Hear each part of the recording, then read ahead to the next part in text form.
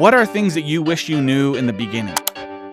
If I were an SEO, I would do this. If I were doing paid advertising, I would do this. If I were doing email marketing, I would do this. And if you are a business owner, you can take some of those lessons and you can implement them in your own business.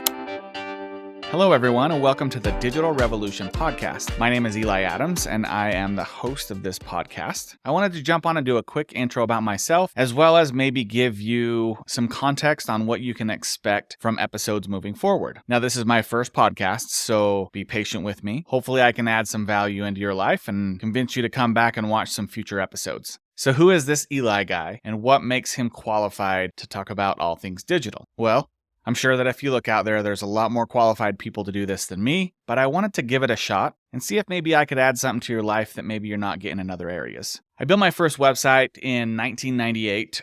It was a real quick and easy little website that really I just put pictures on of friends, and it was kind of cool back in 1998. For those of you who were around back then, being able to put anything online and seeing yourself on a computer kind of made you feel famous. So I built this little website real quick, put some pictures on it, and called it good.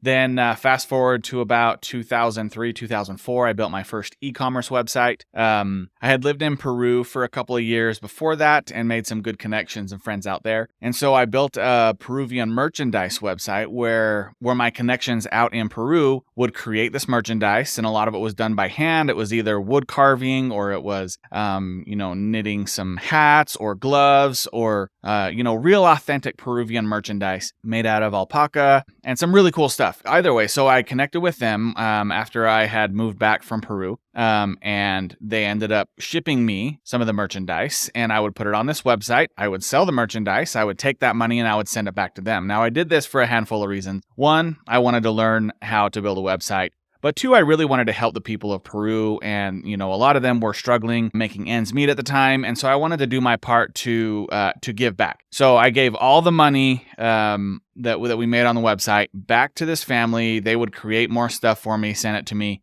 And that lasted for maybe around a year. And then I transitioned out of the digital world, and I took some time, about 8 years in retail. I managed 3 different national chains, living all around Utah. Took about a year up in Grand Forks, North Dakota as well. And then while I was managing one of these chains here in Utah, I met my wife, and I decided that the amount of time that I was putting into retail management, especially around the holidays, was probably more than I wanted to invest into a job as I was starting to grow my family. So I wasn't really sure where to go from there. I was introduced to a financial company that I could be a part of, and we started to grow that company, and we ended up moving out to New Mexico for about a year to see if we could grow something out there. And that was around 2007, 2008, and it was really, really difficult to sell somebody life insurance or investments when they lost their job and they couldn't even put food on the plates of their kids. And so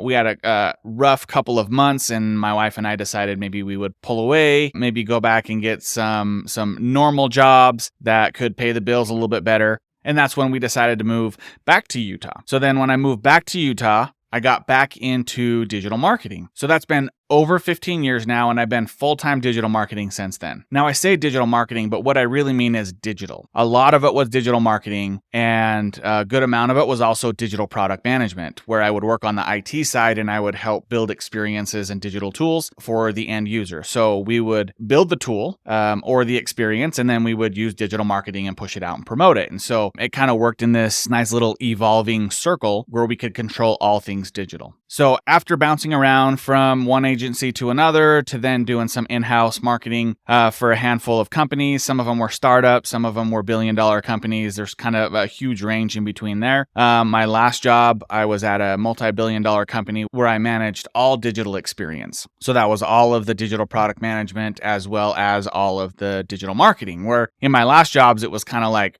one or the other. In my last job, I was there for about 8 years. And when I ended, I was owning all of the experience. So after about 8 years of working there, my wife and I had some conversations. I was having some health problems. I was having heart palpitations. I was having high blood pressure. I was working so many hours just to keep my head above the water, which was affecting my health. And so my wife and I decided it was time to pull away and maybe start my own business so that I can control my health. I could control more of the time that I put into the work. And it seemed like a good idea at the time. So you all know, if you have a spouse out there and it's your spouse's idea and it seems like a good one and it was their idea, you go ahead and you move forward with that, right? So it was my wife's idea. I love the idea, so I moved forward with it. So then I left that company and decided to start a training platform called Digital Experience Academy, where I would train people through some training videos. I train people how to build basic WordPress websites, how to, put content on it, do SEO 101, how to monetize it and make some money out of it. And what ended up happening is I would have people go through the training courses, and then they would say, hey, Eli, this is great, but I need a little bit more. Can you do some one-on-one coaching with me? And so then I would do one-on-one coaching with them for a few months, and they say, hey, Eli, this is great, but can I just pay you to do it? And so inevitably, I ended up turning into an agency / training, kind of a mixture of both. And so that's where I decided to create Fire Us Marketing. So the name is a little bit unique, and where the name comes from is I thought, well, if I'm going to start an agency, how can I be different than every other agency that I've worked with or worked for? And I came up with this concept of, well, I've been training a lot of people and I've been doing agency work for a lot of people. So why not combine those? And I'll do all of the upfront work for you as an agency. But if you want to cut ties with me, then we can work out a deal where I can actually train you or somebody in-house on your team to do the marketing, the SEO, the paid search, whatever it is that I'm doing for you. And then eventually you can fire me as an agency. So Fire Us Marketing. So that's where the name came from. And then I thought, okay, well, if I'm going to be an agency and I want to be different than other agencies outside of allowing people to fire me as an agency, what else can I do? And I thought, I need to collaborate with other agencies. I watched a YouTube video from Mr. Beast that talked about how in the beginning of his YouTube career, he wasn't just himself. He would put out some YouTubes, and then once a week or multiple times a week, he would meet with 3 or 4 other people that were doing the same thing as him. And they would compare notes, and they would say, this is working good for me, this isn't working good for me. And then they would take the week and they would implement some of the things. And then over time, they ended up 4 timesing what they would have had just doing it by themselves and just testing by themselves. So I thought, how can I do that same thing here with Fire Us Marketing? So I thought, let's start networking with some other digital marketing companies and see if they're willing to do the same thing, where we can get together, we can collaborate, and we can say, what are you doing that's working? What are you doing that's not working? And then we can work together and we can grow together. I totally believe that there's plenty out there for everybody. There is abundance for everybody. And I don't think that collaborating with a handful of other agencies is going to hurt my business or hurt their business. And I think that we'll be able to work together and we'll be able to grow twice as fast using each other's help and experience and learning from each other's mistakes. So that's where I'm at right now. And then I thought, okay, how can I take it one step further? So as an agency, you can fire me. I can train you to do that. And I'm working with other agencies so that I'm giving you the best of the best. Every time that I get a new client, I'm making sure to give you the best of the best. How can I take that one step further? And I thought, why don't we have some of these agencies and some of these other experts that I'm talking to come on a podcast, and we can share those tactics. We can talk about the things that they're doing that works well. We can talk about the things that I'm doing that work well. And if you are a business owner, or if you're an in-house SEO, or if you're in-house marketing or in-house digital in any way, if you're listening to the podcast, you can take some of those lessons and you can try to implement them in your own career. You can implement them in your own business. The layout of the podcast moving forward, we're going to have sort of 4 different sections. The first part of it, we're going to learn about that person. We're going to say, okay, who is Eli? Where did he grow up? What did he want to be when he grew up? And how did he get from wanting to be an astronaut all the way over to owning a digital marketing agency, right? And there's this whole thing in the middle that I think a lot of us can relate to, where there's twists and turns in the road, but there are certain pivots or certain, turns in the road, if you will, that made you who you are and made you become what you are now today. And so I'm hoping that that first section, learning about the person, is interesting. The second part is we're going to learn about what they're doing right now. What gets them up in the morning? What excites them every single day? What is it that they're working on that's sort of a passion project that maybe that they can hang their hat on? Things that they've they've recently completed that they can say, I'm super proud of that, right? And then the next section is going to be tactical. It's going to be, if you're an expert in SEO, what are things that you wish you knew in the beginning? If you're an expert in SEO and our audience is a business owner, maybe dentist, doctor, lawyer, chiropractor, or something like that, right? And they're looking for something to take their business to the next level, but they're maybe not quite ready to hire an agency or to hire an in-house person. They can listen to this podcast and look at those tactical things and say, if I were an SEO, I would do this. If I were doing paid advertising, I would do this. If I were doing email marketing, I would do this. And so I have this whole lineup already. I have about 15 people who have already committed to being on the show.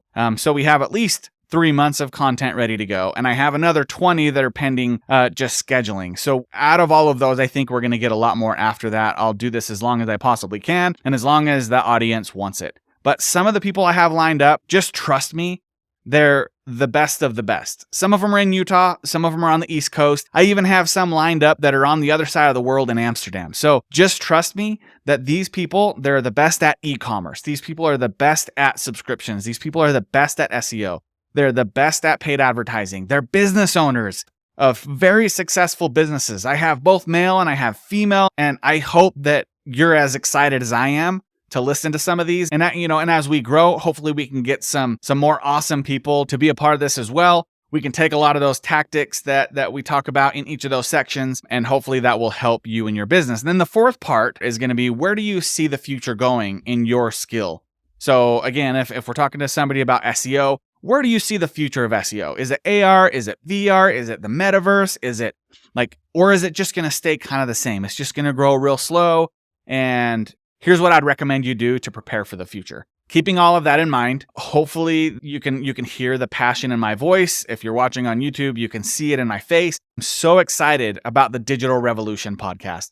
I'm excited to bring tactical strategies to you in each area of digital. I hope that you guys want to join me on this journey. So moving forward, you can either find me at fireusmarketing.com. In the navigation, there is a link for the podcast, or you can go to digitalrevolutionpodcast.com and it'll redirect you to that same landing page, which should have all the most recent podcasts, as well as a link to all of the past podcasts that we've had on the show up to that point. So thanks again for sticking through this whole intro podcast, and I hope that you get some value out of it. I want to make sure that you're getting something real tangible, not just the fluff. So thanks again for sticking around. I look forward to connecting with you on social media. You can find me at FireUsMarketing on pretty much every platform, or you can find me personally on LinkedIn at The Real Eli Adams. Thanks again. We'll see you on the next one.